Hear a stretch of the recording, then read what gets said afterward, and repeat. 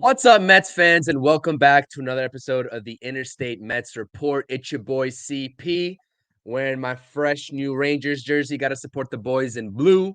How are you all doing? Shout out the chat. The chat is popping already. We just started off the stream. Appreciate everyone tuning in. Nelson, my co-host, how are you today, my man? I'm good. I was a little bit hungover this morning, but I'm good Just to a go. little bit. Just a little bit. I love it, man. The Yamamoto news got us all in a bad spot, and maybe some drinks going in for Mets fans in last night. So, like I said, we got a special guest today. We're going to be talking all things Mets in lieu of the recent Yamamoto news. We'll be talking about pivot points for the New York Mets, the bullpen market, and the whole dynamic of the New York Mets in 2024 and trusting this front office moving forward. So I appreciate the chat. Let's shout out some comments before we get really into it. Carlos is in the chat, says sub CP and Cohen and Stearns, we trust, bro. LGM. Appreciate you, Carlos. Ibby's in the house. Oh, hey, boys. What up, Ibby? Appreciate you. Go check out the Till Mets Do Us Part podcast. Aired today. Great stream as well. We got Drifter in the chat as well. Appreciate everyone. Patty's in the chat. Matt says he loves your honesty, Nelson. And we got John also in the chat. I appreciate you all. It's going to be a great stream. We got a special guest today. We're going to bring him up here in a second. But you know we got to play the special holidays intro. Happy holidays to everyone. Let's get started.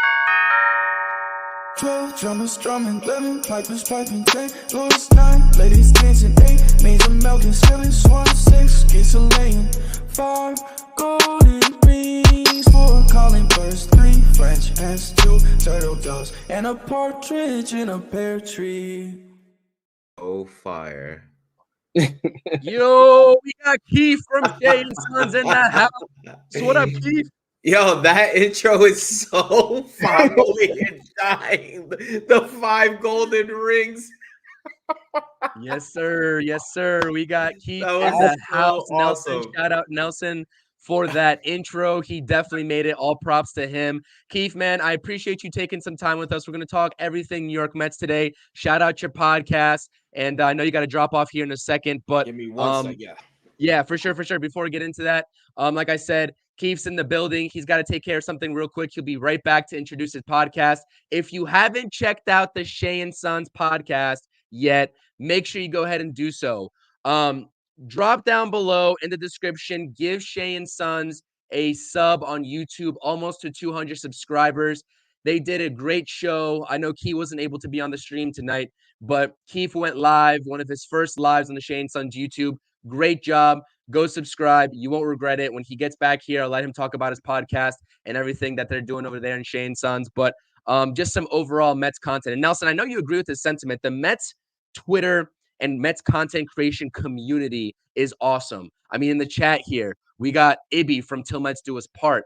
We got Ant usually checking in on the streams from Subway to Shea. He did a live earlier today. We got Talking Mets with Rob, who we do the Mets Roundtable podcast with. I mean, I could just go on and on and on about this Mets content community, and I know you feel the same way. So a lot of dope stuff happening there. But yeah, I mean, before we get into it, Keith is going to be back with us. Give us just your initial thoughts. We'll talk about Yamamoto more extensively in this episode. But how are you feeling just on the surface level, Nelson? I'm curious to get your thoughts here. I mean, it sucks, but at the same time, I had literally grown so tired of hearing about this dude that I was just ready for him to sign anywhere. Is it good that he signed with the Dodgers? No. Should we have seen it coming? Probably. It's just I don't know, the way Ohtani did his deal and then this and everything. It just feels dirty for some reason. I don't understand what the feeling I have is, but it's just not. It just doesn't feel right. It feels like we got played. But I mean, it is what it is, I guess. Like, we have to move forward. We can't just cry about it. Like, I know it's fine to be down in the dumps about it, but some of the stuff I've seen, I mean, it's a little over the top. Like, we'll survive. It's gonna be all right. Does it suck that we missed out on the big fish? Sure, but we'll figure it out. Yeah, absolutely. I think we will too. There's a lot of different ways the Mets can go about it. I don't know. MEZ's already in the chat. I did guarantee that Yoshinobu Yamamoto was going to be a Met a couple Hold up, hours on the wait, Mets House what? Stove stream. What the I hell made did a you mistake, ask man. for? I was feeling myself. I made a mistake. So I hope nobody really holds me to that. MEZ, I appreciate you checking me on here. But no, like I said, it definitely, and like John said here, it definitely feels like a setup. Before we get into Yamamoto, Keith is back. Keith, tell the Sorry. viewers everything about the Shea N Sons podcast and where they can find you. Oh yeah, man. Listen, it's brothers, pro brothers podcast about the Mets. Me and my baby brother, we talk about all things Mets. We kind of do it in a very outlandish way. We're very you know, we take the seal off the container, if lack of a better term. We pretty much just keep it real. We like to just talk ball. We also talk about other teams, but we're all usually on Twitter and Facebook. YouTube, and we pretty much, that's our @ right there. Thank you again, Chris, for putting that there. Shea N Sons, and yeah, man, we're gonna kind of follow your path of things, you guys. The way you do lives, it's actually really fun. I'm not gonna lie, it's really cool. But yeah, we like to just kick it with a lot of Met fans and just we in this together, Absolutely, bro. You guys are doing great stuff. Thank you. Everybody in the chat, like I said, that's watching this, make sure you drop those comments. Subscribe to Shea N Sons in the description. Their YouTube channels in the description, and I linked your Twitter, Keith, in the description, so people can go and watch those awesome, I guess, new acquisition videos that you released. You go in on. It's absolutely My fun. that will be the show, little So, breakdowns. I know Nelson loves those.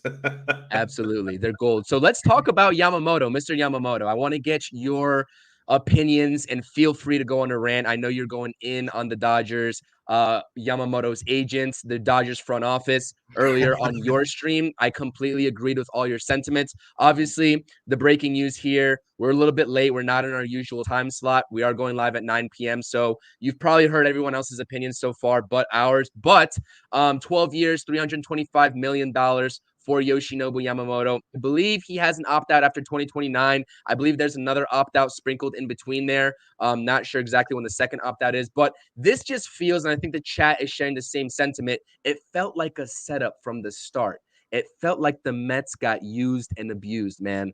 I know you feel the same way. So what are your initial reactions about this whole situation and, the whole big picture, I guess, with Yamamoto now being a Los Angeles Dodger? I'm a big basketball fan, and when KD and Kyrie did their shenanigans, like that left a bad taste in my mouth. But this, to me, takes the cake because, like, they're maneuvering payroll. This is unprecedented. Like this is at a point where it's like we're manipulating entire market for other free agents as well, and this dialogue that's been in the CBA has been in the CBA for about 2-3 years now since they agreed on the recent CBA, and no other free agent has gone out their way has been given the okay by the team. Like, yeah, we'll defer the money for you. Clearly, it's only been done for Shohei Ohtani, and respectfully so. Shohei Ohtani, I get it, but no one saw it coming. It was kept on the wraps, and in my personal opinion, Yamamoto pretty much used the state of New York as a bargaining chip to make sure the Dodgers met his number. And, for a while I was flirting around, we'll just throw down 400 million or whatever. It looked like the totals would be 400. And I'm saying that because I always felt we would outbid the Yankees. And look, they just kind of like pie on my face because I initially thought the minute they traded for Glass now the Dodgers, I said, all right, they're not going to give a pitcher $300 to $400 million. They're not, even though, Shohei, he deferred his money. It felt like they were kind of going a much more calmer route. They're going to fill in holes, a bunch of little pieces here, instead of giving a big chunk of money to one guy. And look, pie on my face, I was clearly wrong. And I feel like personally, this has been in the works probably since the World Baseball Classic, to be quite honest with you. Has to be, maybe even before then. But these guys are clearly close. They're going to be playing together. They're both pitchers, so they know, they have a relationship with one another. And my personal opinion, if Yamamoto really, really, really, really wanted to be on the East Coast, he probably would have made a decision weeks ago. And it felt like the way Ohtani maneuvered his market, where we were waiting and wondering what's going on, winter meetings, nothing here, all these rumors and everything. And then this kind of felt very similar. We're waiting, and there's rumors here. And it seems like nobody knows what's going on. And if you just compare the two situations, both situations had false reporting, had a lot of situations where we're waiting and wondering what's going on. Probably contract dialogue was being put together in the background for both of these guys and making sure that, his clause after 6 years was going to be met, or, making sure that if the Yankees or Mets have a number that he likes, that the Dodgers would match. Like, if you look at Ohtani's agreements and his deal with his interpreter, his agent, and then the ownership with the Dodgers, there's clauses for a lot of people that don't include Shohei Ohtani. I'm pretty sure they told him, or he told them, Friedman and everybody, hey, I'm signing this, making sure that we bring in player A, B, and C, and they're doing it. So it's kind of annoying, personally. It's legal, which is worse. It's kind of annoying, but it's like nothing we can do about it. But you know what? Baseball's funny, man. Baseball's a funny sport. Next thing you know, they're getting clocked in by the Diamondbacks again. So we'll see. They're going to be the most hated team in baseball, without a doubt. Mm-hmm. Without a doubt. Yeah, absolutely. Absolutely. I agree with those sentiments 100%. Like Nelson said, life moves on, right? Absolutely. If Yamamoto didn't want to be in Queens, us as Mets fans, did we really want him here? Like, I feel like New Yorkers in general, especially Mets fans, like we want and we should have the sentiment of, if that guy doesn't want to be here truly at the end of the day, same thing with Ohtani. If his camp never reached out to Steve Cohen to start contract negotiations and see if they're interested, see you later. Honestly, see you later. That's what I take away from this, to be honest with you. And like I said, and people in the chat are here saying it, like, Cohen really couldn't have played this situation any better. Like, if I'm a Mets fan and I see Yoshinobu Yamamoto walk away to the Dodgers, that's fine. It sucks. It sucks really badly. But our owner did the best that he possibly could to get Yamamoto in those doors. And he never had a chance to counter offer the Dodgers matching that contract. It's interesting when you look at the three teams involved, and the Yankees' offer too. They're offering 10 years for $300 million, a higher AAV, but shorter years. So like I said, this whole situation was a mess. The false reporting from Martino, Heyman, Morosi, etc. has been an absolute nightmare as well. Hate that. I've been going on and on and on about it. But like I said, it's something to be said for this saga is now over. Onward we move. And Nelson, do you have anything to tack on in terms of Yamamoto? Because this is a sour subject right now, understandably so, amongst the Mets fan base. I mean, there's not much to add. Like, it's what Keith said. Like, this feels like it was planned like a long time ago. It sucks that we kind of turned a blind eye to what was going on right in front of us, but it is what it is. Like, it didn't just happen to us; happened to the Yankees too. I mean, not that that's much consolation, but we weren't the only ones looking like idiots. Like you said, he didn't even come back to the Mets to let them counter. So it's like people are blaming Cohen, but like we didn't have a chance. Once he took our offer to the Dodgers and they matched, he accepted. Like, we had no opportunity to go over. What did you want? And it didn't matter what number the initial number was. It could have been $400 million. The Dodgers were still going to get the chance. And because of what Ohtani did with his freaking contract, they were still going to match it. So it didn't matter. Like, did you want to offer this guy $500 million? Like, no, this is not a Hall of Fame pitcher. He's never pitched in the majors. I know. Listen, this guy looks great. Keith was the first one on this dude that I can recall. Like, he was all over this guy from when makes me sad. Like, I started watching videos on this dude and I fell in love with him too. And he might be a great pitcher, but he might not. He's coming here. He's got to make the same adjustments Senga made. It doesn't work out for everybody. You're right. So for everybody to act like this dude is Pedro Martinez, like, let's slow the hell down. Like, it sucks. We would have loved to sign him, but there's no guarantees with any of this. So This kid, he might be an all-star. He might be a Hall of Famer one day. He might not be. He might be trash. He might be freaking Tyler McGill. We don't know. So, obviously, I'm with Keith. I'm hoping for the Dodgers' downfall. I'm hoping for the worst. I hope Shohei never pitches a game again in his life. It is what it is, but amen. We just got to move forward and worry about the Mets at this point and go from there.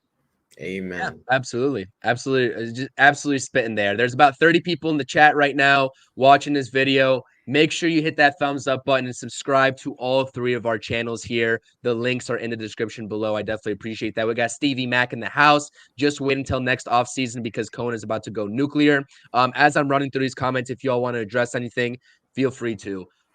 We got Carlos in the chat saying this was out of Cohen's hands. He did everything he could. Now we just pivot and keep going. Don't have any expectations in 2024. It's a transition year, but it will make us better in 2025. Hashtag Burns and Soto. We'll see. That's going to be an interesting topic of conversation moving forward. AP in the chat. Shout out AP. If we drop the comments, would we consider them Beatties? Yeah, absolutely. Beatty does have some dropping issues. I'm weak. Easy. I appreciate Cohen, but I do wonder what could have happened if he offered 360 over 12. The same offer as the Dodgers, not good enough. And Keith, like you said, if Cohen kept on going up, the Dodgers were just going to match that. They have cap flexibility with that deferred contract with Ohtani, and I think that's exactly what they would have done. To be honest with you, I couldn't agree more. I also think that as much as I love this dude, everyone has a price. And everyone is marketed a certain specific way, rightfully so. And he is an international player, but you can't, I was talking about this earlier, and this kind of goes along with the Yankee fan base. If there's anyone here who roots for the Yankees, they did a thing where they gave him higher AAV, but they stopped at $300 million. And we all know that they want to pay Soto, whatever. If they can, cool. If they can't, whatever, better for us. Point is that it sends a crazy message to give this guy a bigger contract than the American League Cy Young Award winning pitcher that they gave a lot of money to just recently, right? We signed this guy. We give him close to what we gave Francisco Lindor, who has been amazing for us. And along with the fact that we haven't even opened up severe contract negotiations with our first base player, you know what I'm saying? And regardless, what do you think Pete is worth, whatever, that's a whole nother topic. But it sends a very big message to, everyone in that clubhouse. Damn, yo, I've been busting my ass for you guys. I've been doing everything I can for y'all. And he's going to get paid more than me. And he ain't been here no more than 5 minutes, bro. You know what I'm saying? And I'm not I love Lindor and I love Pete Alonso, but I know there's better players than them. But those are my players. Those are your players. Those are Amish's players. We got to send some respect to those guys. We can't just if we would have brought in Ohtani, all right. I can see the logic in that. That guy's walking to the Hall of Fame, right? I get it. He's been in the MLB for about 6-7 years now. Respectfully, Yamamoto, look, again, was a big fan of him early on, but he pulls up to Citi Field making more than anybody else on the team, and that shit don't go well. We will forever be the LOL Mets. You know what I'm saying? So respect to Cohen. He did everything he could. I hate the fact that he opened up his private home for this man and he ate food on his table and he left and he did that shit to Steve Cohen. Regardless of what you think to Steve Cohen, to me, on a man-to-man shit, you introducing this man to you. This man flew to Japan, bro. You know what I'm saying? That shit, he did everything he possibly, that to me leaves a sour taste in my mind. For me, I don't really know what Cohen's going to do. I can't predict it. Everyone thinks he's going to go nuclear.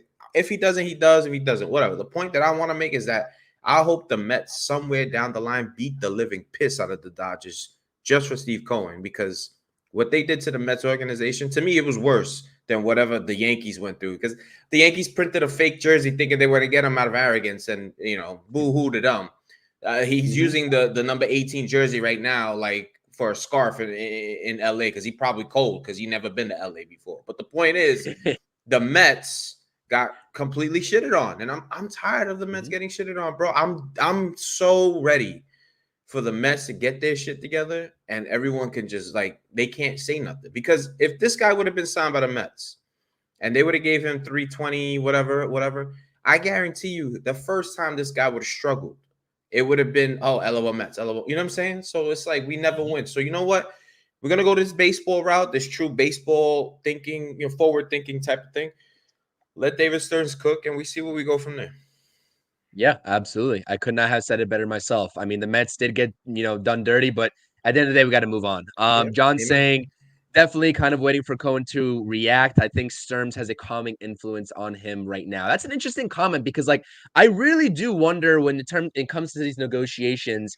Obviously, Steve Cohen's opening up his checkbook, but what is that working relationship with David Stearns taking over that president of baseball operations? We'll never know, but it's sort of an interesting to kind of think about in the back of your head if you're a Mets fan. We got Patty saying, agreeing with you, Keith. This is all pre-planned. Absolutely.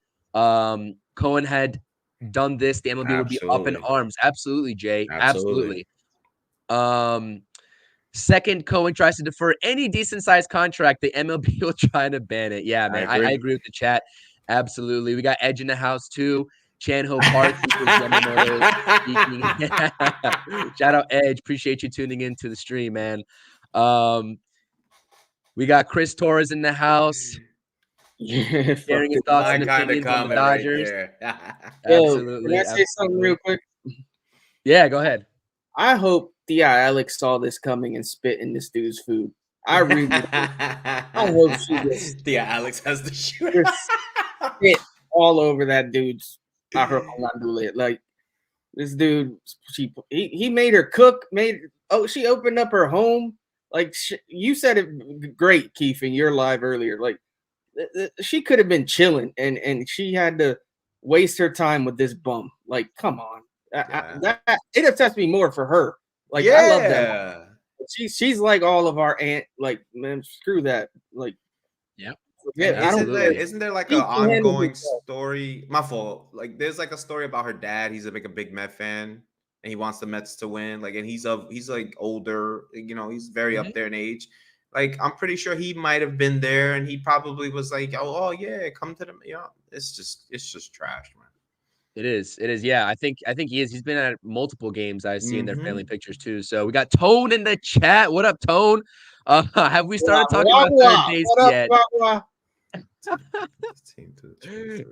Shout out Tone. Appreciate you tuning in. And John already knows the deal with Tone. He says, "Let me guess, Chapman." LOL. Everybody knows Tone. Let's get it. Sign him up. Let's go. Absolutely. At this point, we got to start talking about that. Let's see. Like I said, Yoshinobu Yamamoto, the saga's over. He's crossed out in red. He's no longer a factor. So where do the Mets move and pivot to here? You know what I mean? Get out the door.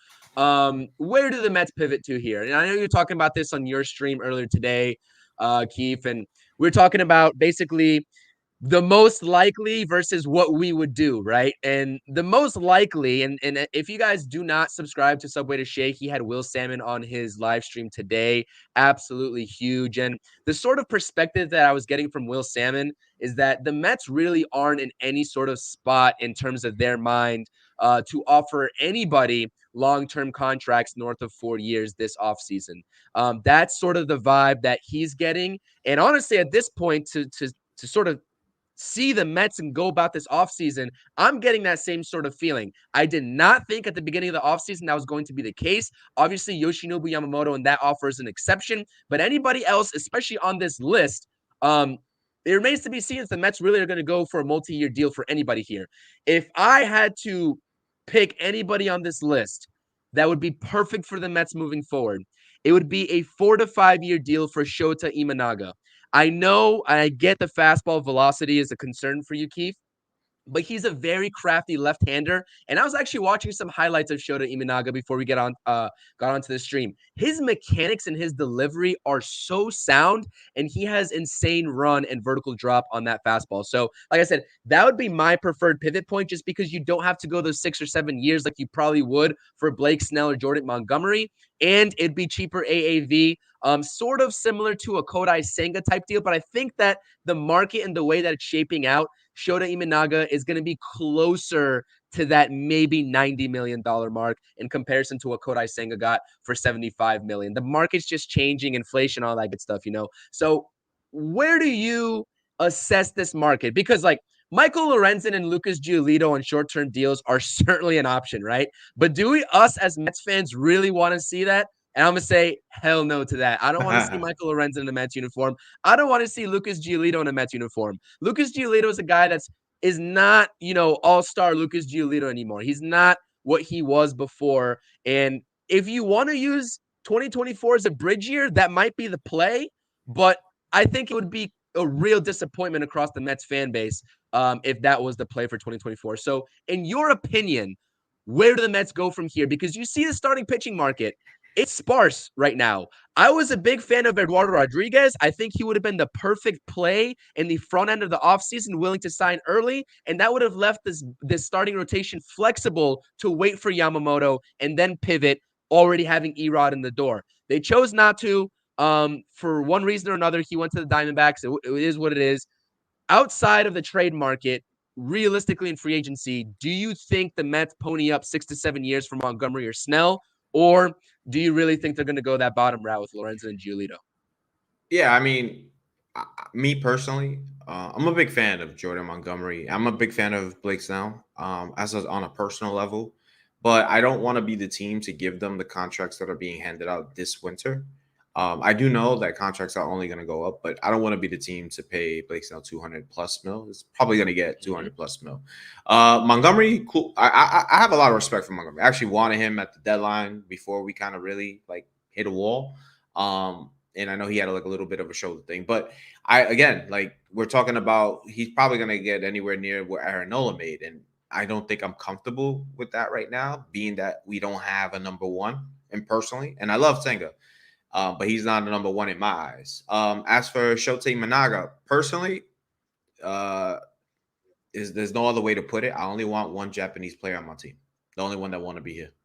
That's how I feel. After what just happened this past month or two, I'm good with the guy who came here a year ago and was here when shit was bad. If Managa want to come, cool. But he's second fiddle. You know what I'm saying? Don't disrespect my Ghost Fork guy. You know what I'm saying? As for the Mets point of view, usually the Mets do things that piss us off. So they're probably going to sign Lucas Giolito. It's probably going to be a 2-year deal with a player option or a team option after one. He's probably going to be a prove-it deal because most of the deals that, David Stearns is doing right now is reclamations, getting guys back to what they could be or what they were. And at the end of the day, it seems like the pattern is going down that route. And I think that he's going to use the pitching lab to help fix whatever's been going on with Lucas Giolito. The thing about Michael Lorenzen, I actually think Michael Lorenzen is probably going to be a bullpen kind of guy. But for me, Giolito, the worry about Giolito for me is that his innings, he's going to hit a very big wall. So I don't know how a pitching lab can prevent a lot of tread on those tires. If you look at Giolito's innings, it's kind of crazy. You know what I'm saying? For a guy who struggled last year, he shouldn't have been pitching that much. It should have scaled him back, and he pitched on 3 different teams last year. So I think personally, it's probably going to be somewhere around. It might be. I think your best bet is number 6. I actually think on your list, it's going to be a trade. If it's not a trade, it's probably going to be Giolito, and I know no one wants that. I don't, but the Mets are playing those cards very close to their hands. If I had to trade for a pitcher, I've been very open about going after Jose Berrios. I know he's not a fan favorite for a lot of people, but I'm a big Jose Berrios guy. But hopefully we're all wrong and they go get something that we don't even see. Absolutely. Nelson, what you got? Yeah, a lot of it. I mean, I hate to echo exactly what he's saying, but it's the truth. Jordan Montgomery, I actually very much love, but I said it going back to before the season ended. This dude, while we were still in the playoffs, this dude was pitching himself into a contract that he's not worth. Oh yeah, and that's the bottom line. I like him, but he's just not worth 6 or 7 years and almost $200 million. So would I be mad if they pivot to him? No, but I don't love giving him that kind of money. Blake Snell, on the other hand, I don't like. I never liked him. I don't like the whole I win a Cy Young and then I go back to being very mid. I'm not that. So if he has that drop off again, we're paying him ace money to be a third or fourth starter, like, I'll pass on that. And it's a lot of years too, man. I'm with that line of thinking. Like, if Stearns is trying to keep these contracts short, other than obviously Yamamoto, you were giving him whatever he wanted. He didn't come here, whatever. But other than that, I'm with keeping these contracts short for pitchers. They're too volatile. They get hurt too much. Yeah, you can't trust these dudes. Shota, not in love with him, but I like him on the right. I'm not into getting into a bidding war for this guy. Amen. Amen. If he's getting offers from the Yankees and Phillies and God knows who else, then pass, because we're just no sense in getting into that battle. Like, I don't want to do this again. They wouldn't be on the same level, but I don't want to play this game again with another Japanese dude. Like, I'm good. Lorenzen, like he said, probably he's more of a like swingman type, which technically we got a few of those. Giolito, I don't like Giolito, but I can also see it happening. It does make some sense as long as you keep it to a year or two. Don't give this guy 3 or 4 years, for the love of God. That will piss me off. I'm not with that at all. And to me, same thing. Trade market, I think really that's the way to go. I know he said he doesn't want to give up prospects, but listen, he gave up one prospect for 2 very serviceable pieces in Adrian Hauser and Tyrone Taylor, which we'll talk about. But like, if he can find more deals like that, if he can get rid of like mid prospects that maybe Billy Epler brought in that he's not in love with, and he can actually get a decent starter for him, then I'm with it. I really do think we're going to get a move that none of us see coming. It's going to be out of the left field, and we're going to be like, whoa, okay. Who knows? I don't know if that's going to be for an ace. I don't know if that's going to be for a mid-tier guy. But he's obviously going to do more. He's not going to just go into the year with this rotation. Like, he can't. I have a feeling he's going to do that with the Astros, bro. I'm down. I had a weird feeling he's gonna because he used to work there like early before Milwaukee. Yeah. And a lot of those guys he found in the international pools and all that shit. I can see him plucking either like Garcia or Ikiti and flipping one of the lower end prospects for one of those guys. I really think so. Something like that. Sure. Yeah. I mean, I'm down for that play too. I like that. Listen, he's a smart man. Like, I know people are giving him grief and they're upset with him right now. I mean, I don't really think there's anything he could have done different at this point. Like, we obviously Ohtani wasn't coming here. We couldn't make that Soto trade. We didn't have what the Padres wanted. So what did he really miss on? Yeah, Eduardo Rodriguez could have been a good signing, but this guy really hasn't done anything outrageous. If anything, that Hauser and Tyrone Taylor deal, I actually really like. Me too. I really like the bullpen pieces he's brought in, even though me too. They're all reclamation projects, but they all have potential. And I've said it time and time again, these bullpen guys, 1 year they're great, another year they freaking suck. So hopefully 1 or 2 of these guys have their all-star year this year. So if you fix the bullpen, then the rotation is gonna be a lot in better hands. You know what I'm saying? Because last year, like, there was so many weird moments with the rotation and the bullpen. Like, one time, like, there'd be times the first inning started and we give up 4 runs. Or then the one time we actually would get off to a really good start and pitch like 4 or 5 shutout innings, and here comes Drew Smith and giving us all like, you know, a heart attack and shit. So yeah, I agree with everything else. Meatballs is still on the team, but hopefully he's part of the trade. Oh yeah, hopefully he's part of the trade. Can I just say something about David Stearns that no one's talking about? Go ahead. Why does he look like Ryan Braun? He does, like, man. He does. Is this not Ryan Braun like with a suit on? I'm starting to wonder. I don't know. Have you seen Ryan Braun and David Stearns in the same room? Anyone in the chat? I ain't seen it. Let me know. I think it's Ryan Braun is our president of baseball operations. Absolutely, that's a great point. And I agree with you, man. I think the trade market, though, on a different note here, I think the trade market is one that the Mets definitely are going to explore. They almost have to in order to get this rotation to where they want to go and be at before 2024. Nelson, 100%. A trade probably is incoming that we aren't seeing at all, and we're not going to even be talking about.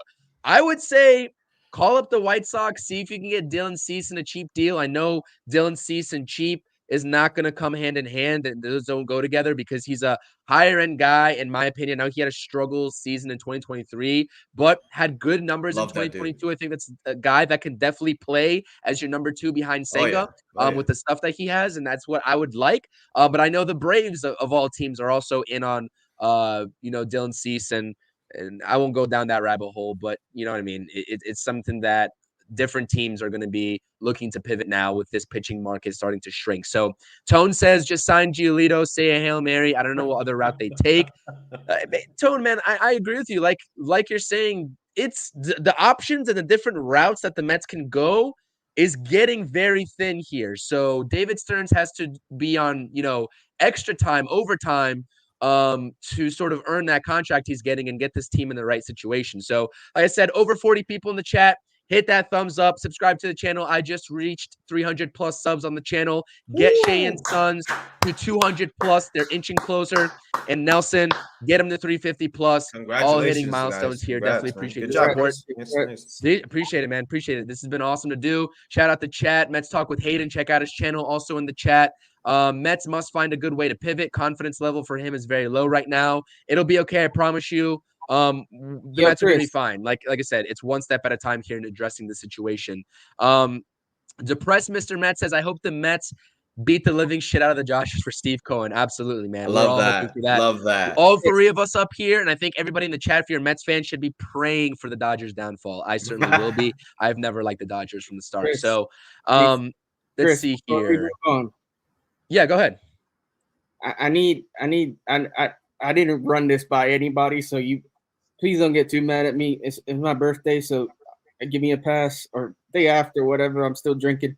I'll play a little something for the vibe. So just bear with me. Oh, go. To the window, to the wall, till the sweat drops down my balls. Until all these bitches crawl. Skeet, skeet, goddamn. Getting crunk in the club she's working. I like to see them females twerking. Taking their clothes off, buck and naked. ATL ho, don't disrespect it.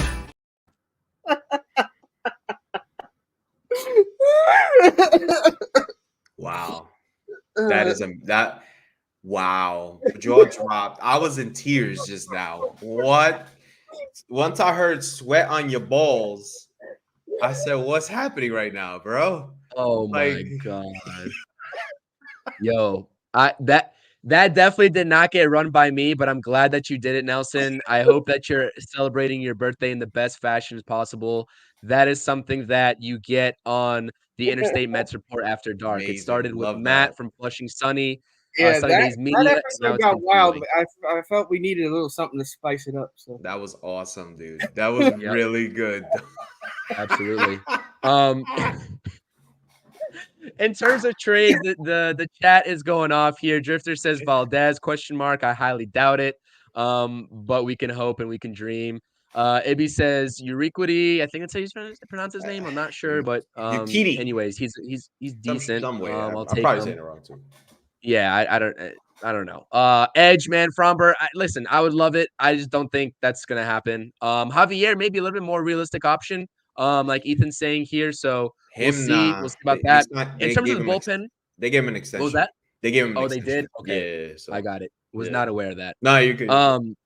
We'll talk about the bullpen market, but he loves Jordan Hicks and apparently David Robertson too. So we'll talk about that. Absolutely.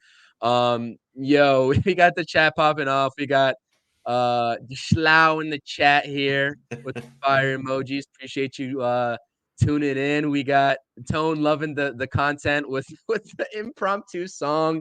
Matt's loving it. Tone's loving it, or Chris Torres is loving it. Man, I appreciate y'all tuning in. This is great. Jay's loving it. Shout out the chat. Everyone subscribe. You got a happy birthday here too, Nelson. So big happy birthday to you. Hope you're celebrating in the best possible fashion. Always a pleasure to do these streams with you, buddy. And this is a good comment. Wilfredo here is talking about no one's talking about Mike Vassell that's pitching in the minors and could be ready to pitch for the Mets in 2024 and beyond. I know that when you talk about Mike Vassell, a lot of people are kind of iffy on him. He didn't look great, but he's serviceable. You got to give him a chance, and we'll see that in spring training, man. Listen, I don't know, man. Mike Vassell is an option that you can definitely deploy in the back end of the rotation, but with the way this rotation is filling out right now, you have a question mark in Severino. You don't have the surest thing in Adrian Hauser, even though he's a good depth add. He's not the surest thing, right? 4.12 ERA last season. You have Quintana. We don't know what we're going to get from him. And you have 2 open rotation spots.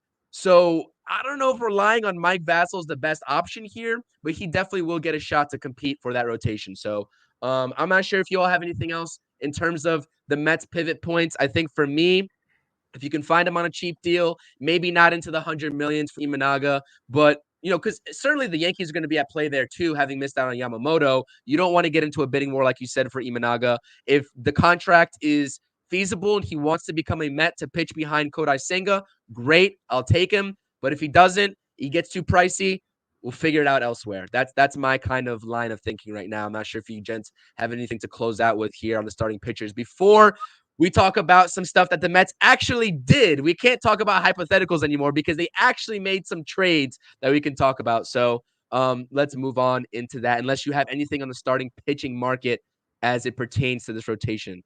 Keith? So the Mike Vassell comment, he's gotta earn his spot. Let's just put it like that. Sure. He's gotta earn it. And it's nice to have prospects, but if he can perform well in AAA, which he kind of struggled towards the end, his fastball lost velocity, then we'll discuss. But he has to earn it. I don't want to just call up kids just because we're pivoting or anything. Don't put these kids in spots where they can fail and then tell me, oh, the only way they're going to learn is they play. Well, you don't put them in spots to fail either. You know what I'm saying?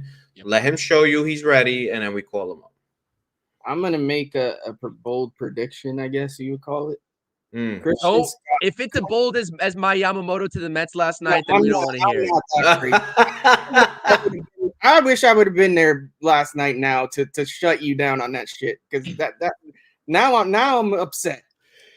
But no, I would argue that Christian Scott will make a bigger impact on the 2024 Mets than Mike Vassell will. I concur. I don't think that's a stretch, brother. I think he's the best pitcher we have in the farm. I don't even think it's close, respectfully. It's not close. Nope. I do like Blade Tidwell as well, but he's just not going to be ready for 2024. I like him more than Vassell, too. Yep, absolutely. Me too. We'll talk about Yariel Rodriguez. Everyone's talking about whether he's going to be a starter or a bullpen guy in the MLB. I put him in the bullpen market, but I know he's drawing some interest from Toronto. We'll talk about him. I know he's your guy, Keith, so I'll let you go in on Yariel Rodriguez. We got Stoney in the chat. Merry Christmas, Chris and Nelson. At least you guys read everyone's comments and you don't skip them. Yeah, like I said, we love interacting with you all. We love hearing your thoughts and opinions as viewers. And we love hearing you guys sometimes check us. If some of our opinions you don't like, feel free to comment your own, and we'll have them up here, prop them up, and have a discussion. So let's get into some of the trades here. And Merry Christmas to you, Stoney, by the way, as well. Let's get into some of the more recent moves the Mets have actually made here. Let's talk about some trades. The Mets acquired, obviously, right-handed pitcher Adrian Hauser and outfielder Tyrone Taylor from the Milwaukee Brewers, and as well as relief pitcher Yohan Ramirez from the White Sox. I believe Yohan Ramirez was for cash considerations, and obviously Adrian Hauser and Tyrone Taylor coming over for right-handed pitching prospect Coleman Crowe. I'm not sure how you all assess these trades. I think Adrian Hauser and Tyrone Taylor will have a large impact on the 2024 New York Mets with the way this roster is shaking out so far. I think it was a great addition to fill in the back end of those respective position groups. And the Mets have been tied to Michael A. Taylor for a long time. I think Tyrone Taylor is basically a spitting image in terms of being a ball player that Michael A. Taylor is. And I do think that the Mets are out now on Michael A. Taylor with the addition of Tyrone Taylor. So, Keith, I'm going to start with you here. What do you assess? What are your takeaways here of these trades? How do you kind of grade them? And to be honest with you, I'm shocked, and we didn't see this trade coming with the Brewers. I'm shocked they made a trade with the Brewers. A lot of people speculating what the relationship would be like with the Milwaukee Brewers moving forward with the whole David Stern situation. Everyone's talking about Corbin Burns. I don't think the Mets are going to go after Burns this offseason because they've said that they're not going to trade prospects for a rental. He is a free agent in 2025, and I'd like the Mets to sign him in 2025. But what is your assessment of these guys on the board right now coming over to Queens? Well, got a little bit of a leg up on them due to that fabulous game made by San Diego Studios MLB The Show 2023. Johan has this typical stuff that every other reliever that David Stearns has been targeting: sweeper, slurve, slider, however you want to combine the name or the style of pitch. And he's throwing a sinker or a fastball. He's throwing it away from the batter and he's jamming you inside. So kind of like the breadcrumbs of whatever it goes on in this pitching lab. I'm also, positive, other things we have no ideas going on in that pitching lab, but it seems like that's what he's working with. Those are the guys he's targeting, you know what I'm saying? And that's what he wants to work with. So cool. Nelson says it all the time. Throw stick on the wall, see if it sticks with the bullpen. And I believe that. I actually think that's more accurate than you may think. You know what I'm saying? It's not very often many bullpens go like back to back years where they're very consistent. Stoney, it's all good, brother. Don't worry. We'll have another one. No worries, Stoney. All the best. Merry Christmas. As for Tyrone Taylor and Adrian Hauser, look, they're there to fill holes. I believe Taylor's a bench piece personally. I don't think he's an everyday player. He'd be a great pinch hit, sort of platoon kind of guy. I would like an everyday outfielder personally. I hope we do go out and get an everyday outfielder. Nothing too crazy along the lines of the 2-3 year mix or whatever, however they want to, define their window. As for Hauser, I mean, I've said this many times. I like till I'm blue in the face. My baseline is: are you better than Tyler McGill? If you are a leg up on Tyler McGill, you can pitch for the New York Mets. So I can't kill him if he's not that good. I looked at his resume. It's nothing to scream at. It has a lot of McGill to it, to be honest with you. Mm-hmm. So I actually look forward to see if McGill can outpitch Hauser to me. You know what I'm saying? So maybe there could be something there. But yeah, look, these are depth pieces. This is kind of like just filling in a lot of like solid holes with a lot of high reward value to it. You know what I'm saying? These are value pieces. We didn't give up much. Shout out cash considerations every year, always valuable. And Coleman Crow, like, does anybody, like, you know what I'm saying? Like, no one gives a shit about Coleman Crow, so that's pretty much really it. I mean, I'm glad that this trade happened so sudden and we didn't know what was going on. So that means that they were also in the midst of a bidding war and also doing something also on the other back end of things. So I think that's something that gets overlooked with the New York Mets front office. Everyone's killing them because they didn't get a guy for a lot of money. But if you really, really take a sit back and kind of sleep on things, they're making moves, they're making trades, and they were also in a huge bidding war that the entire league almost was in or paid attention to. David Stearns is able to do about two things at once. So I appreciate that. But we have to, the product is the product. We got to see it on the field. Absolutely. I completely agree with you. And like I said, David Stearns seems to have a plan and he's sticking to it, right? Especially with these bullpen additions. You said those guys with great movement on those breaking balls, those sweepers, those sliders. Yohan Ramirez is no exception. You take a look at a guy like Adams, no exception. Kyle Crick. The list goes on and on about the Mets relief additions so far this offseason and the sort of plan that they have relating to their pitch arsenal, I would say. Adrian Hauser, also, like I said, nothing to write home about. 91 to 93 on his fastball, a ground ball type of pitcher. So Brett Beatty, if he's starting at third base, better be ready when Adrian Hauser's on the mound. That's all I'm going to say. Great point. Great point. If Hauser's on the mound. And then Tyrone Taylor, like, I like his pop. The driving factor for Mets fans that, I've been talking to and I sort of alluded to in my video on Michael A. Taylor earlier was his pop. Tyrone Taylor adds that pop for you as well. Hit 17 home runs in 2022, only 10 home runs, but in just 81 games in 2023. Plays a great outfield. His arm strength, the baseball savant metrics on his arm strength from the outfield is great. So, like you said, not an everyday starter. The Mets do need an everyday left fielder, I would probably think, moving forward, because Tyrone Taylor is just not a starting player in the MLB. But like you're mentioning, Keith, for Coleman Crow and the value that you got, or you gave up for Coleman Crow to get him from the Angels and Eduardo Escobar versus who's coming back to you from the Brewers is a win. And I would not discount more prospects being flipped that the Mets acquired at the deadline for moves like this. I love Drew Gilbert. I love Luis Angel Acuna. I love them. Do they trade those guys this offseason? I don't see it. But those guys also can be trade pieces in the future. Like, I know that the tune that I sing on here, this is my opinion. I'm not a prospect hugger. If there's a great guy out there that you can trade for, you go into your farm system, you dip a little bit, and you trade for them. So we'll monitor that situation. Nelson, what you got on these trades? What are you thinking with these guys? Here on your screen. 5 minutes. Shout out Eddie. Shout out Escobar. Like you guys said, we got Mr. Crow for him. Listen, these aren't the kind of trades that make headlines, but these are the kind of trades that if you want to build a winning team, you need to be able to make. These are the kind of like moves that everybody overlooks, but then next thing you know, maybe Adrian Hauser has got a ERA in the high threes and has won you 10 to 15 games. It's a possibility. He's not out of the realm of possibility.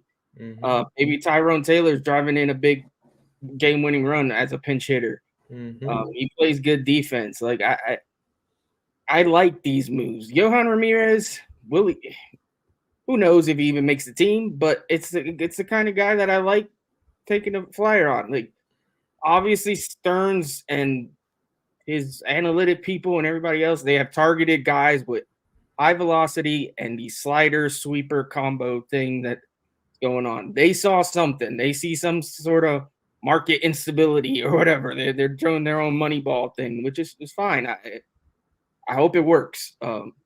But these are the kind of things that the fans that aren't – listen, it's not going to make fans happy. Like, a lot of fans, not everybody, but I get it. Fans want the big moves.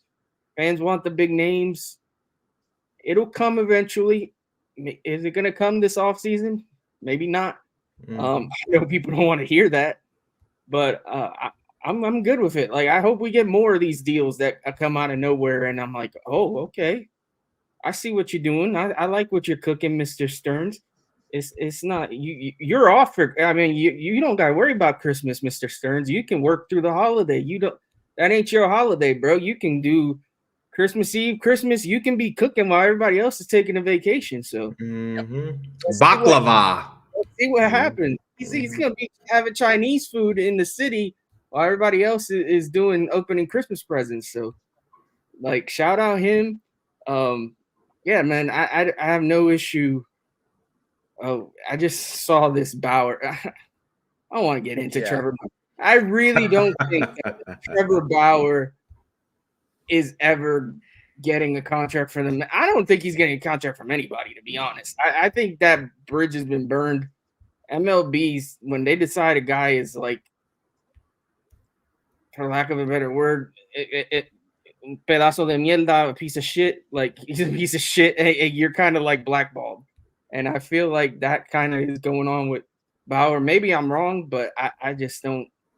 John Boy will sign him. Don't worry. John Boy will sign him. John Boy. Yeah.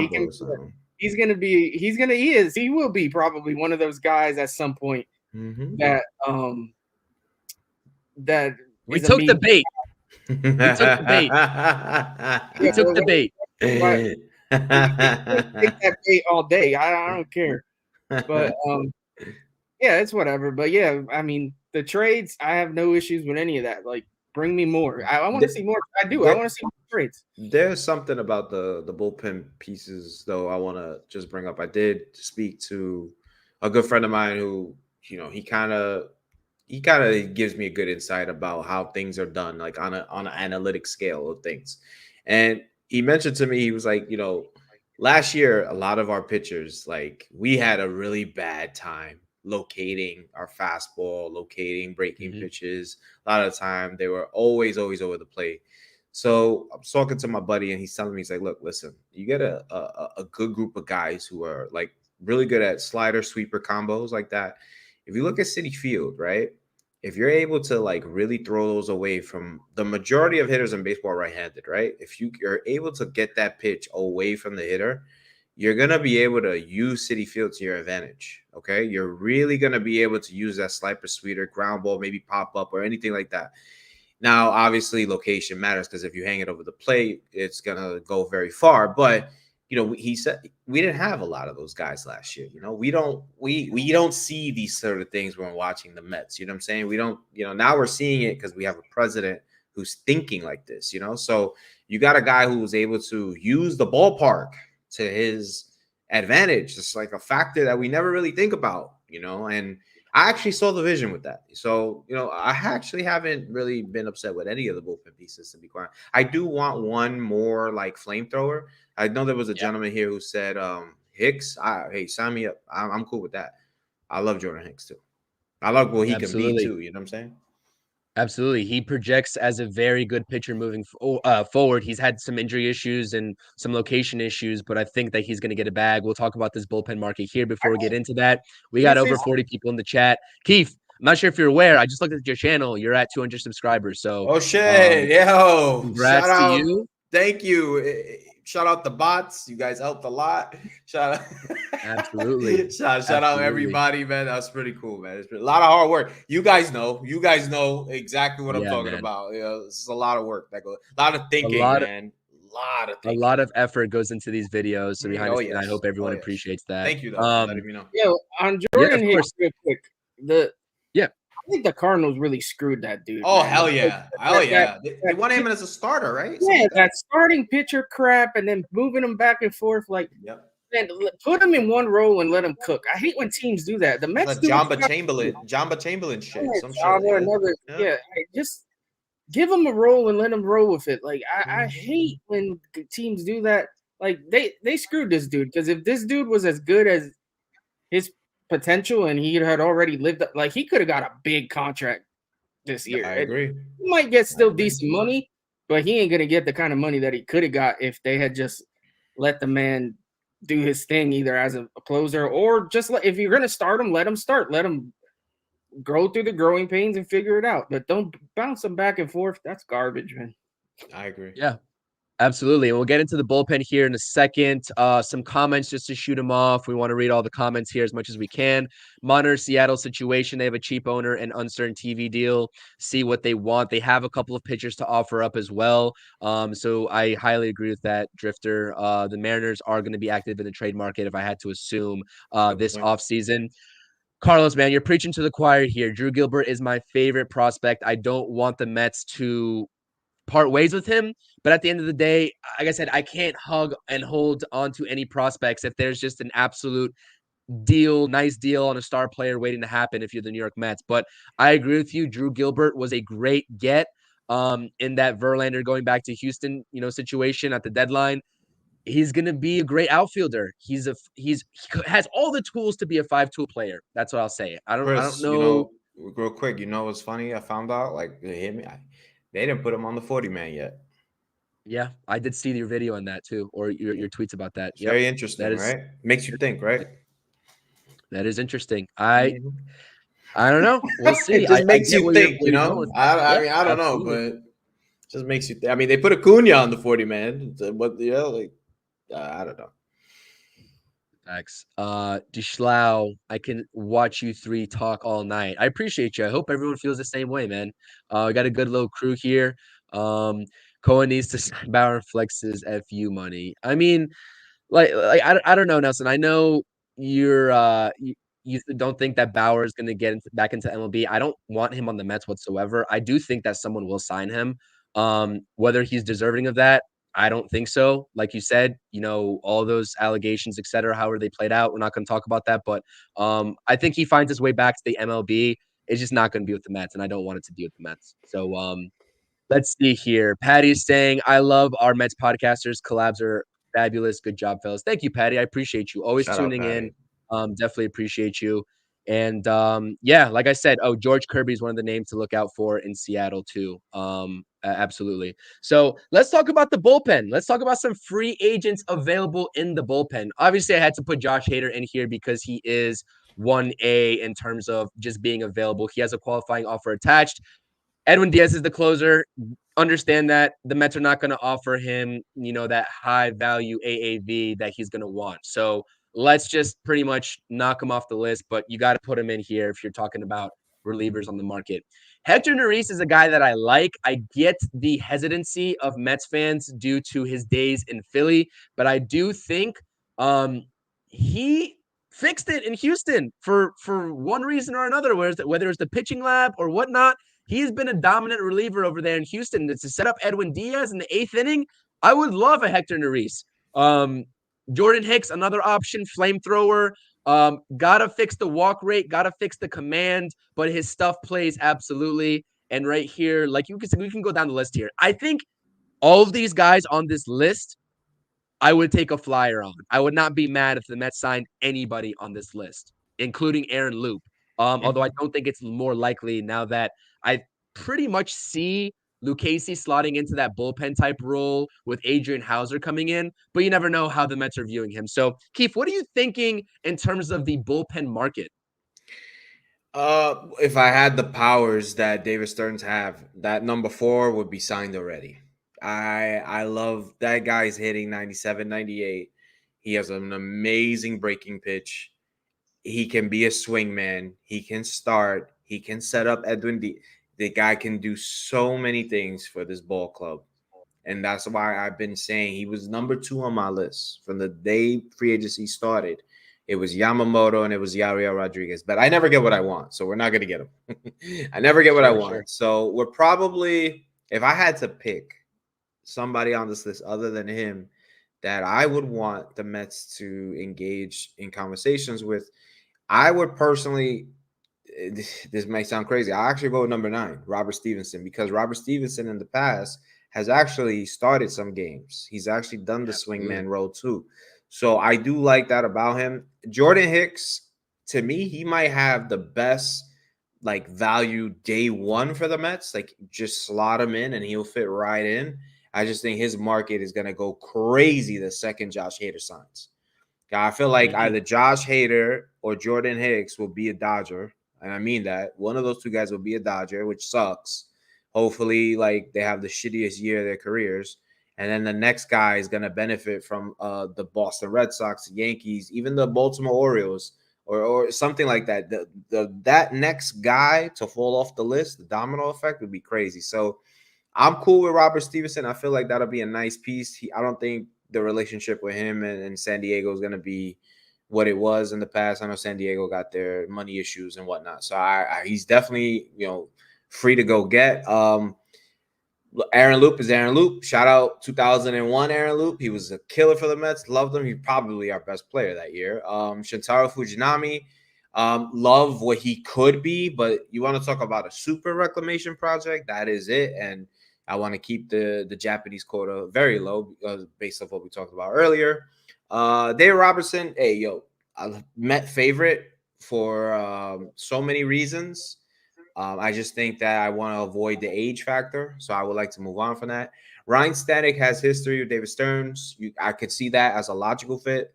I do think, though, Ryan Stanek is very much more of a volatile bullpen piece. He's the Drew Smith of the Astros. So, it wouldn't really benefit us too much. But, again, pitching lab, run prevention. I would actually go with the last guy because I feel like he could start a swing game. Absolutely. Doubleheader type thing. I like Robert Stevenson a lot. I think that he's an underrated name that not many Mets fans are talking about when it comes to the bullpen. I like Robert Stevenson a lot. Hector Neris, we'll see what his market is. We'll see how many years he wants. Like Nelson, you've been saying, and Keith, you said it too. The bullpen is an interesting kind of situation. We've seen the front end of the bullpen additions so far. Those guys are going to be vying for that 5th, 6th inning type role. The Mets, like you said, Keith, earlier on, need a flamethrower. They need someone to set up Edwin Diaz and lock down the 8th inning. And that's really where my mind goes to in terms of how the Mets need to go about adding to this bullpen.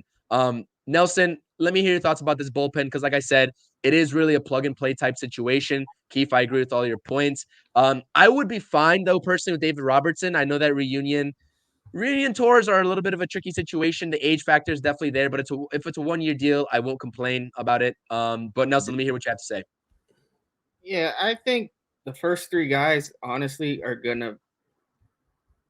If we're taking Cohen and Stearns at their word, and they're not looking to spend crazy on anybody outside of Yamamoto, I feel like those 3 guys are gonna kind of be out of the Mets market.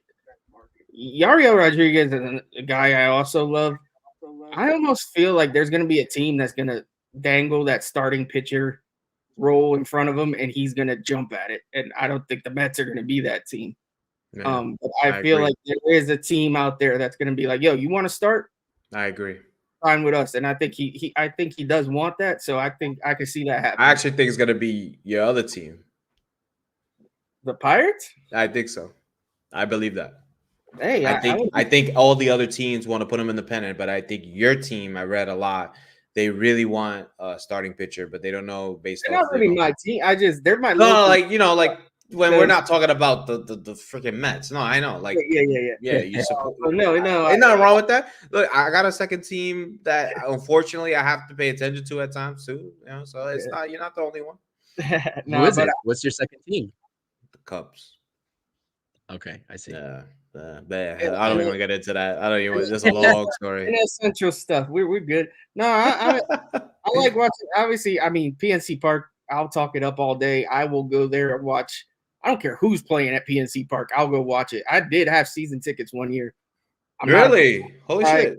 Yeah, I will. I didn't know that. Yeah, how was that? PNC. I loved it. It had a weekend. I was there. It was it's an hour and a half drive to and from every time. So it gets a little old, but I love that place. I would go watch baseball there all day, every day. So yeah, if the Pirates did that, that'd be great. But yeah, I don't see him as much as I love it. I don't see him with the Mets. Stanek, like you said, he's super volatile. Robertson, sometimes it's best to let's just not. Everybody loves a reunion, but the reunions for the Mets hardly ever work out, man. They just don't. That's a fact. Fujinami, bro, he's got a lethal fastball, but he can't harness it.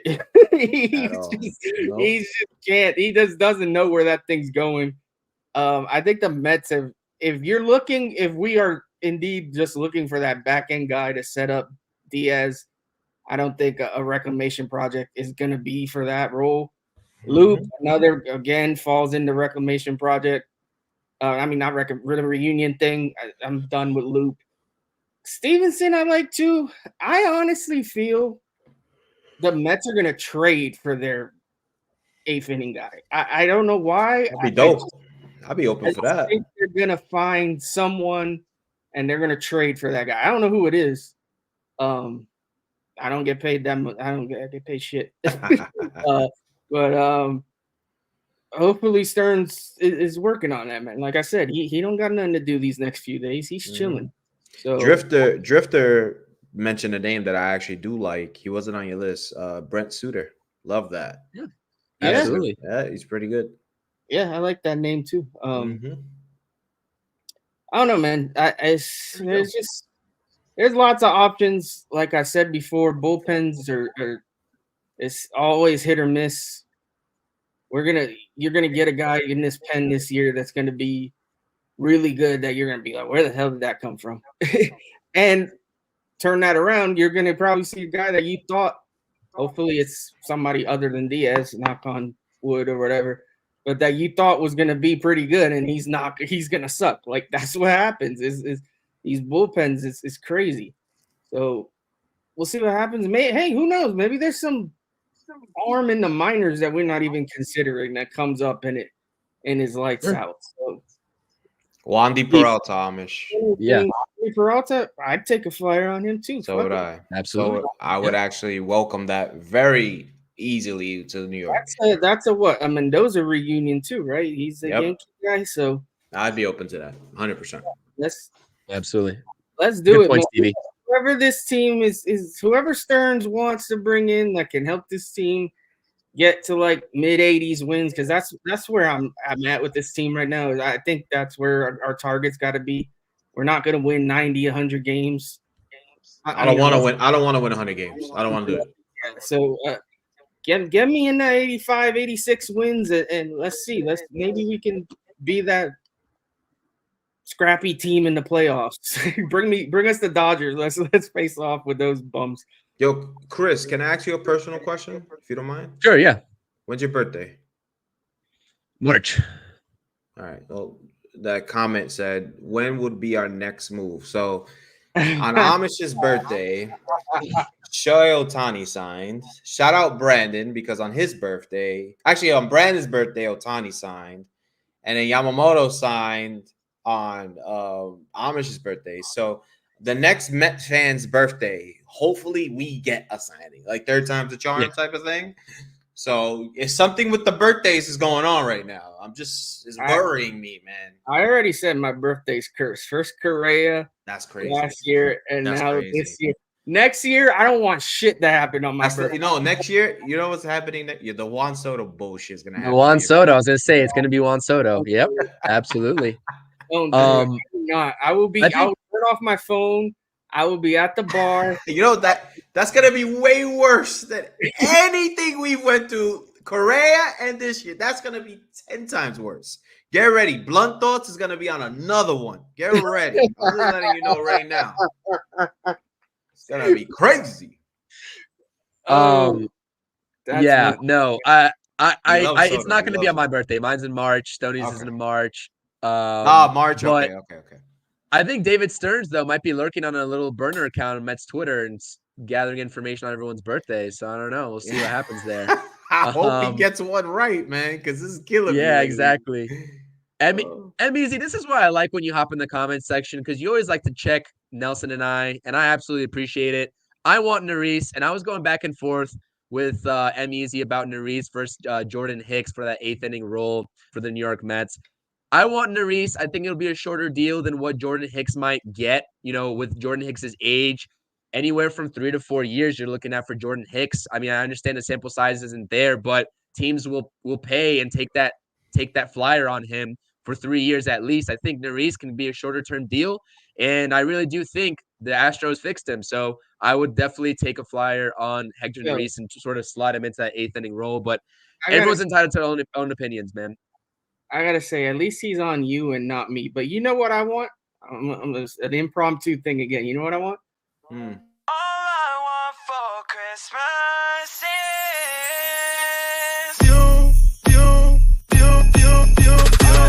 ho in this bitch. I just want a brand new set that I can whip. I just want a brand new pad without no rent. Tell Santa bring the bag so I can make it flip. Man, I hate being broke when it's Christmas. No stimulus check for the sickness. No girl under the mistletoe to lock lips. Want my wrist so cold, pneumonia in my fist. I just want. That shit was fire. No stimulus check, out, man.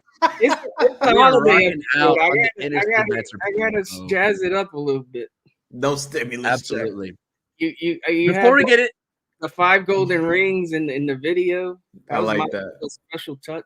I like that. Nelson's That was getting really creative, good.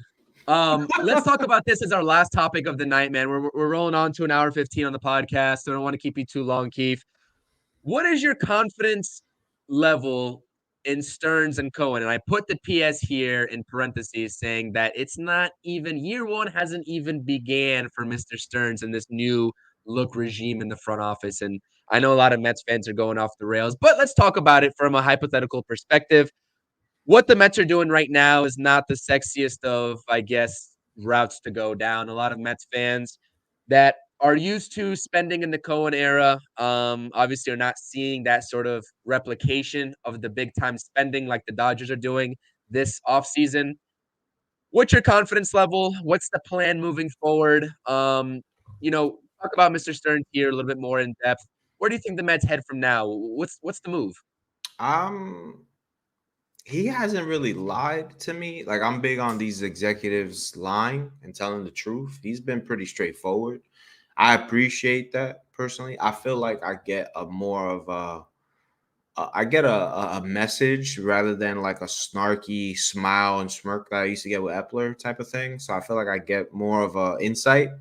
Um, he seems like he doesn't really have the answers right away, but he's working on them. So I get that kind of communication. You know what I'm saying? Like, he's not trying to be a smartass, in my opinion. You know what I'm saying? He's just trying to like temper expectations. Like, yo, we're working on it. Like, we have a vision for things, but like, I can't tell you I'm going to make a trade by the time we get off the phone, type of thing. You know? So for me, I guess my confidence level, if I had to do it like 0 to 10, would be like a 5, because I can't really like knock him. I can't praise him yet because I don't think the Mets have done anything wrong or good lately. You know what I'm saying? Like, I like these bullpen pieces. I do, but again, they're gonna go into his lab. I want to see how the lab works, how it all shapes out. I'm excited to see kind of like the team being coached under Mendoza. So I guess that I give him a leg up with that. I wasn't the Craig Counsell lover that some Met fans were. So I appreciate that he picked his own guy, regardless of what people may want to feel about that situation. But he could have went a totally different route. You know what I'm saying? He picked the Yankee bench coach. I mean, he knew the Met fans weren't going to like that. He still did it anyway. So to me, he saw something. Yeah, very down the middle. You know what I'm saying? Very moderate. I haven't really, you know, I am an emotional fan, and I tend to kind of lose my shit, and I want to be like a little bit of a dick sometimes. But realistically, yeah, especially with the Yamamoto shit, I thought Steve Cohen and David Stearns handled the organization in a very classy way. Yeah, absolutely. I think, like you said, he's been very transparent, which we can certainly appreciate as New York Mets fans. And listen, this guy's a New York Mets fan himself. You heard in his open presser about, you know, his days sneaking into Shea Stadium and whatnot. Like, David Stearns is a Mets fan. He has the Mets' best interest at heart. To me, when Steve Cohen first took over this team, the Mets sort of dodged a rebuild, right? Like, it was heading into that direction, but they didn't fully get there. So it's kind of caught back up with them a little bit. But like, if 2024 is actually a bridge year, I went into this offseason basically having that out of my mind. But now, stepping back, dialing it back, and looking at the offseason on a broader perspective, like, if this year is truly a bridge year, it makes sense. The Mets, ever since Steve Cohen took over, it just felt like, with the front office in flux at all times, they never really had a solidified plan with this team, with all the spending. It was spend. Let's get the best roster on paper, but no immediate plan for the future, which is what I can appreciate that David Stearns, from my point of view, is starting to at least implement and bring to the New York Mets. I know that's not what the Mets fans want to hear. I know Mets fans are impatient. I get that that's probably a cookie cutter answer too that I'm giving you all, but it's absolutely true. And I firmly believe that in the back of my mind. Everyone's entitled to their own opinions, but that's how I view it. Nelson, what about you? Listen, I say it in my videos. I do these damn things almost every day. I say it over and over again. Leave my guy, David Stearns, alone. Let him cook. Leave Cohen alone, because I don't know what rock you've been under if you really think this dude is on Will Pond's level, because either you just became a Mets fan or you've been sleeping for a long time and you just woke up. I agree. This guy is nowhere near. If we would have never been anywhere near the conversation to sign Yamamoto, the fact that even people thought we had an inkling of an idea of signing Shohei Ohtani, that would have never happened. So can we just like dial it back with the nonsense? The guy, he came in here. We've seen this offseason how Mets fans will lose their mind over every little thing. So Steve Cohen had come in here when he bought the team, and instead of throwing money at the problem, which was basically his only option, if he just said, you know what, we're going to tear this all down. We're going to do a whole ass rebuild. The fans of this team would have freaking been pitchforks at Citi Field. You would have never heard the end of it. So the guy goes out instead and it's like, you know what? I'm just going to open my bank account, sign whoever I can, and try to build it that way. It worked for 1 year. For 1 year, it worked. This next year, it obviously didn't. And you know what he did? He said, you know what? I'm going to open my paycheck again, or checkbook again, and I'm going to buy a farm system. I'm going to pay all these bums to play for somebody else. They're not even playing for me, and I'm writing checks to these dudes. So, like, I don't blame them for going, you know what? Let me get Stearns in here. Let's rethink how we do this. Let's slow up. Instead of signing all these 40, 50-year-olds to freaking contracts, let's chill. The 25-year-old star pitcher, we were going to throw all the money in the world at him. He wanted to be a Dodger. He wanted to suck Shohei's dick. Whatever, that's cool. You go do that. But now let's think about how we're going to do 2024. Let's get our 80-something wins if we can. Let's sneak into the playoffs if we can. And let's build forward. We got a farm system that's pretty solid. We're going to keep building on that. Even though our draft pick fell, the MLB draft ain't one where you got to pick in the top 10 to get good players. Don't. Guys fall because you got cheap-ass Pirates that don't want to pay these college kids. And you got other teams the same, and they're like, all right, we're going to take a lesser prospect, and these guys fall to you. Like Colin Houck did last year to us. So you know what I think, Nelson, though? Like, you said something that really caught my attention. Like, the farm system that he bought, like, Stearns, one thing I'm wondering is that Stearns could also, like, evaluate some. The other day, when I made the post about, like, who's on the 40-man and everything like that, it made me wonder, like, especially then the Coleman Crow trade, does Stearns like any of the Epler acquisitions that he paid for? So I'm wondering if anyone besides Acuna, because Acuna's already on the 40-man. I'm sure Gilbert too. Like, I don't doubt it. But anyone past those two names that were acquired, you know what I'm saying? There was another pitcher in the Eduardo Escobar trade. I don't remember his name. Landon Marceau. Yep. There you go. That could be another name. Jeremiah Jackson. We were lucky nobody picked him up on the Rule 5 draft. He stayed with our farm system. We have an outlandish line of infielders. He may be an odd man out, but that's another piece you put in the trade. You know what I'm saying? Marco Vargas. There you go, Marco Vargas. And the biggest one out of all of them, Kevin Parada. Yep. Biggest one out of all of them. So, I mean, there's things to be done if they want to do them, depending on how they value that. You know what I'm saying? So, I don't know. Dylan Cease might happen. Who knows? You never know, man. You never know. Well, let's face it. Stearns has no connection to any of these. He didn't have any of these prospects with him. No. So he can very well decide, you know what? I am going to use these kids for trades. I don't forget paying free agents. I'm just going to go trade such and such and get this guy. He can maybe he does want to take a year to see himself what these guys are, because that's just entirely a possibility.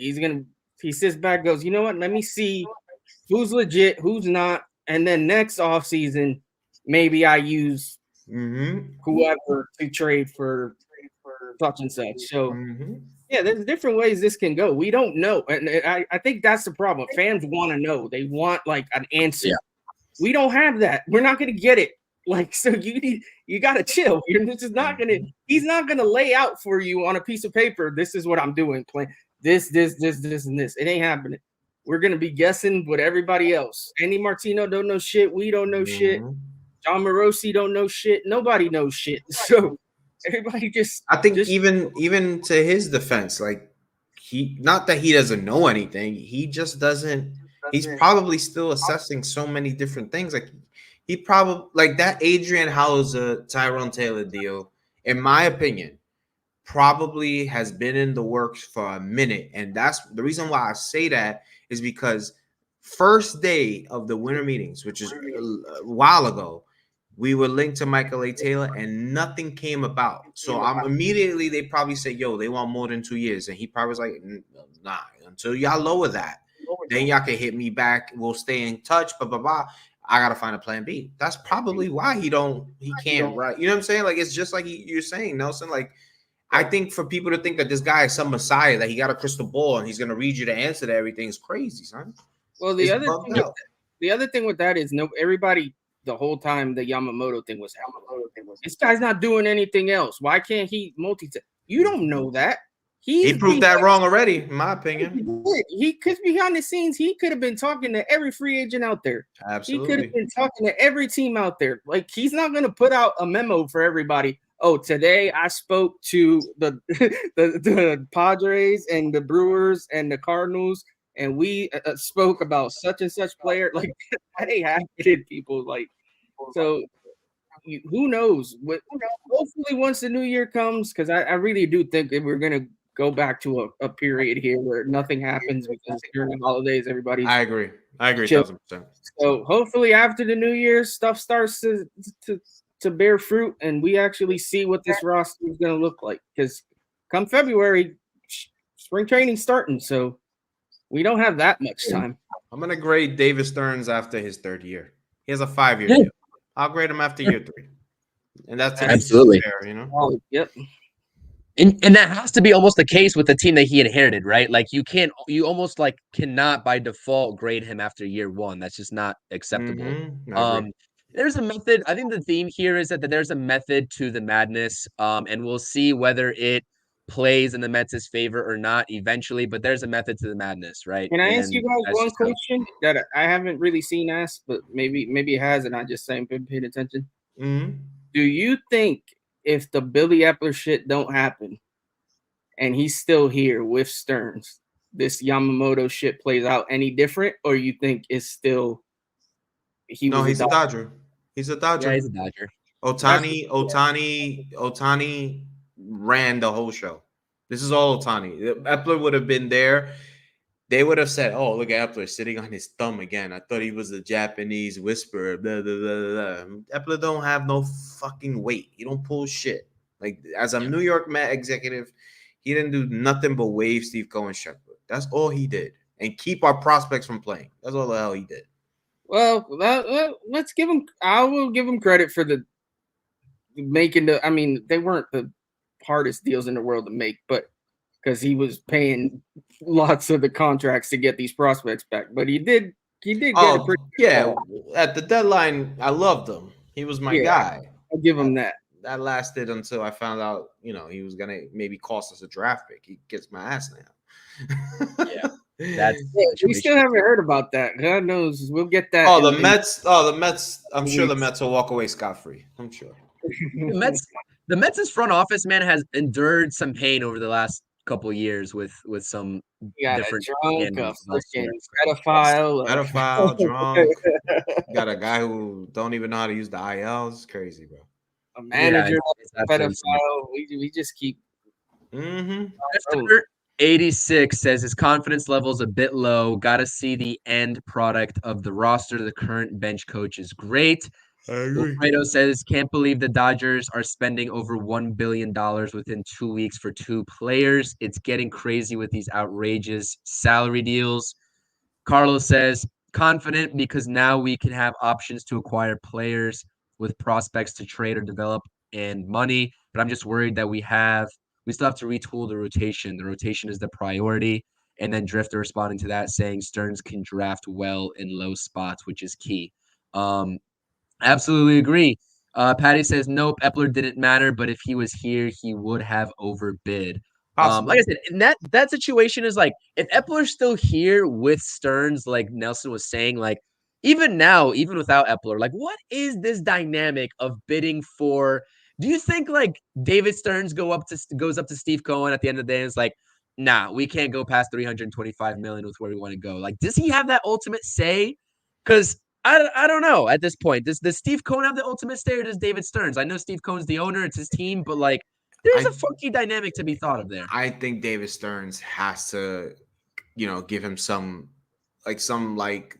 heads up about like, hey, maybe we can't. Listen, I know you want to spend, Steve. I get it. I know you want to. I'm with you, but we have to limit it because we could only do so much, and if we don't get him, we'll pivot or whatever the case may be. But I just need you to know that if you go past this marker, it's going to be very difficult for me to do the rest of my job. So, and I'm sure Steve Cohen, the gangster that he is, probably tell him, I'll hear you out. I'm gonna put my number out there, and we're gonna go. Like, if you look at it, we offered only a few more years, 2 more years than the Yankees. It wasn't like a big difference in AAV from them to ours. It was like $3-4 million, some shit a year, or something like. So I guess what I'm saying is that like they kind of played the parameters of what the ballpark was. Obviously, it went up the second Ohtani announced he was getting $700 million.